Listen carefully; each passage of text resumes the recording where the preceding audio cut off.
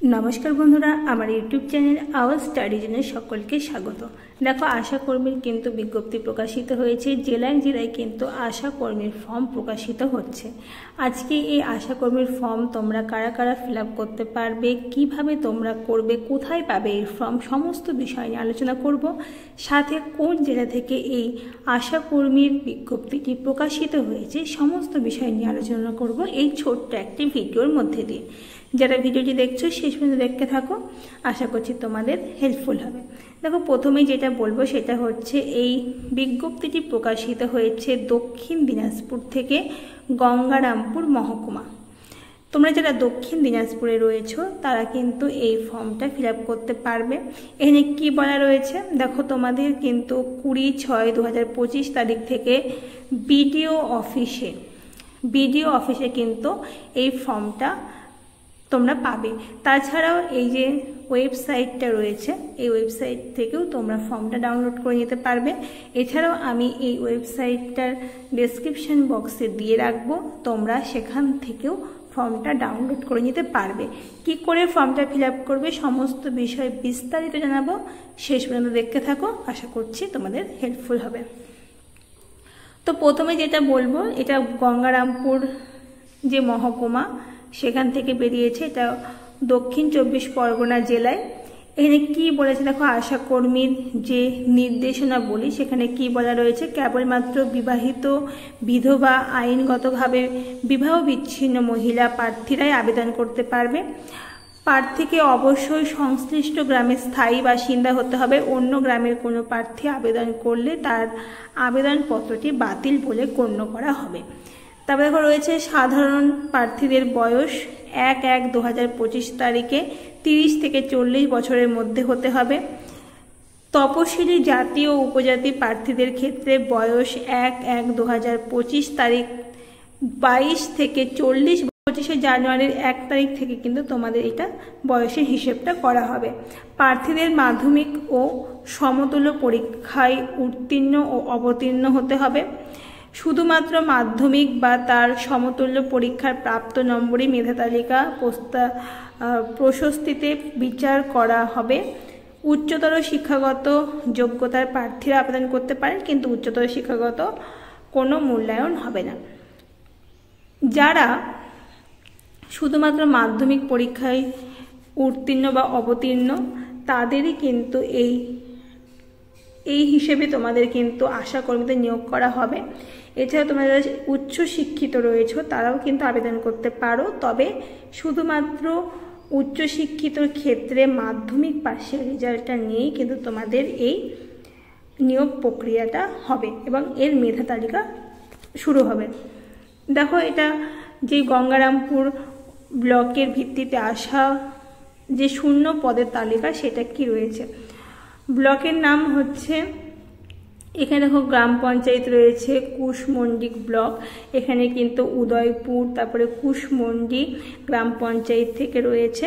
Sub centre হচ্ছে মহিপাল বা কুশমন্ডি, গ্রামের নাম মহিপাল দিঘি কুশমন্ডি। এখানে কিন্তু একটি শূন্যপদ তোমাদের রয়েছে। তারপর দেখো হরিরামপুর ব্লক, এখানে হচ্ছে গোকর্ণ বা বৈরহাট্টা, এখানে চহটপুর বা জগদলা চহটপুর এবং বরভিটা বা বেলুহাট থেকেও কিন্তু একটা শূন্যপদ রয়েছে। তোমরা এখানে দেখে নেবে। এখানে আর একটা দেখো রয়েছে বংশীহারি ব্লক, এখান থেকেও কিন্তু একটা একটা করে তোমাদের শূন্যপদ রয়েছে। তোমাদের কিন্তু এলাকার বাসিন্দা হিসেবে ভোটার আইডি কার্ড এবং রেশন কার্ড এই দুটি ছাড়া আর অন্য কোনো নথিপত্র এলাকার বাসিন্দার প্রমাণপত্র হিসেবে গ্রহণ করা হবে না। তোমাদের কিন্তু ভোটার কার্ড আর রেশন কার্ডটা লাগবে। তারপরে দেখো রয়েছে আবেদনপত্রের সঙ্গে নিম্নলিখিত প্রমাণপত্রের প্রতিটি কি তোমাদের সেই ফর্মের সাথে জমা দিতে হবে সেটা তোমাদের দেখে নাও। প্রমাণপত্রগুলি লাগবে দেখো, জন্ম তারিখের শংসাপত্র বা মাধ্যমিক বা সমতুল্য পরীক্ষা অ্যাডমিট কার্ড বা সার্টিফিকেট, তোমাদের মাধ্যমিক পরীক্ষার যে অ্যাডমিট কার্ড রয়েছে সেটা তোমাদের লাগবে আর সার্টিফিকেট লাগবে। তারপরে দেখো খ নম্বর রয়েছে মাধ্যমিক বা সমমান পরীক্ষায় উত্তীর্ণ অবতীর্ণ হওয়ার মার্কশিট, তোমাদের মাধ্যমিক পরীক্ষার মার্কশিট লাগবে। ভোটার কার্ড বা রেশন কার্ড লাগবে। উপযুক্ত কর্তৃপক্ষের দেওয়া জাতিগত প্রমাণপত্র শুধুমাত্র তপশিলি জাতি বা উপজাতি প্রার্থীদের ক্ষেত্রে প্রয়োজন। তোমাদের যেই কাস্ট সার্টিফিকেট সেটা কিন্তু তোমাদের লাগবে। যারা এসসি তাদের এসসি সার্টিফিকেট এবং যারা এসটি তাদের এসটি সার্টিফিকেট লাগবে। প্রার্থীর স্বাক্ষর সহ 2 কপি সাম্প্রতিক পাসপোর্ট সাইজ ফটো লাগবে, তোমাদের 2 কপি ছবি লাগবে, সেখানে কিন্তু নিজের সই করা থাকতে হবে। তারপর দেখো রয়েছে বিবাহিত মহিলাদের ক্ষেত্রে উপযুক্ত প্রমাণপত্র দাখিল করতে হবে। প্রমাণপত্রের যে কোনো একটি আবেদনপত্রের সঙ্গে যুক্ত না থাকলে আবেদনপত্র গ্রাহ্য হবে না। তারপর দেখো 9 নম্বর রয়েছে যে সমস্ত এলাকাগুলিতে অধিকাংশই তপশিলি জাতি অথবা তপশিলি উপজাতি জনসংখ্যা বর্তমান, সেখানে ওই তপশিলি জাতি অথবা তপশিলি উপজাতি মহিলাদের অগ্রাধিকার পাবে। তারপর দেখা রয়েছে গ্রেড 1 এবং গ্রেড 2 স্বনির্ভর গোষ্ঠীর সদস্য প্রশিক্ষণ প্রাপ্ত দায় এবং লিঙ্গ ওয়ার্কারগণ সংশ্লিষ্ট বিভাগে শংসাপত্র দাখিল করলে অগ্রাধিকার পাওয়া যাবে। চূড়ান্ত নিয়োগ মাধ্যমিক বা সমতুল্য পরীক্ষার প্রাপ্ত নম্বর এবং ইন্টারভিউয়ের প্রাপ্ত নম্বরের ভিত্তিতে হবে।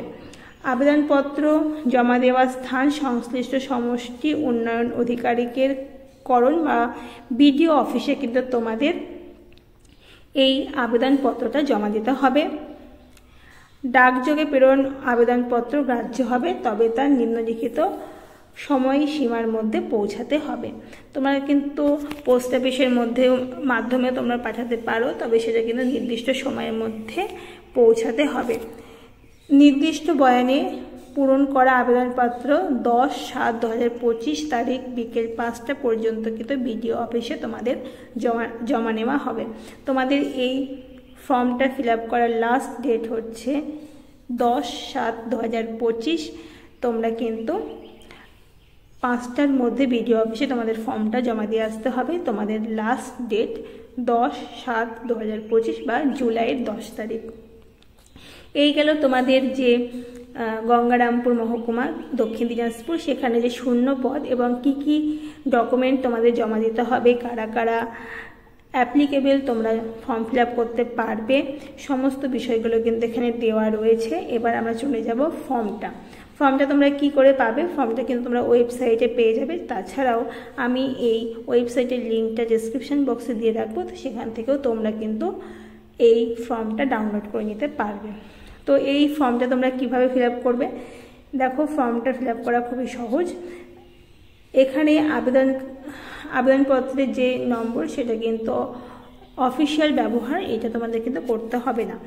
এখানে তোমাদের ছবি লাগাতে হবে এবং সেই ছবির ওপরে কিন্তু তোমাদের সই করতে হবে। ব্লকের নাম লিখবে, সাব সেন্টারের নাম লিখবে, এখানে আবেদনকারীর নাম লিখবে, পিতার নাম, স্বামীর নাম, স্থায়ী ঠিকানা তোমরা লিখবে। স্থায়ী ঠিকানা তোমাদের কি আছে, গ্রামের নাম, পোস্ট অফিস, জেলা, থানা, পিন নাম্বার এবং একটা ভ্যালিড মোবাইল নাম্বার কিন্তু তোমাদেরকে দিতে হবে।